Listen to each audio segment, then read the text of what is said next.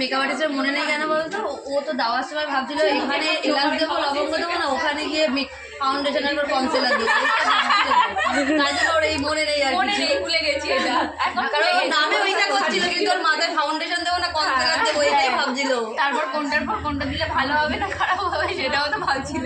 আর makeup artist ভালো রান্না করতে পারে, বুঝলি তো, মেকআপ করতে পারে যারা মেকআপ ভালো করতে পারে তাদের রান্নাও শিখে যায়, হাত নাড়াতে নাড়াতে রান্না ভালো পারে আবার মেকআপ শেখার ইচ্ছা রান্নাটাও চলে যাবে, ভালো হচ্ছে। আর এমনিতে খারাপ হলেও আমি ভালো বলবো, যে আমার লাইভে বলবে যে ভীষণ ভালো লেগেছে, এইরকম আমি কোথাও সাজিনি, এই ফার্স্ট টাইম এরকম সাজলাম, বলতেই হবে। আমি তো এখানে এইরকম দ্বিতীয়বার এলাম, খুব ভালো সাজিয়েছে, আমি এরকম মেকআপ এই লুকটা ফার্স্ট টাইম পেয়েছি, এই লুকটা বলতেই হবে না, মন থেকে না বেরোলে ওটাই বলতে হবে।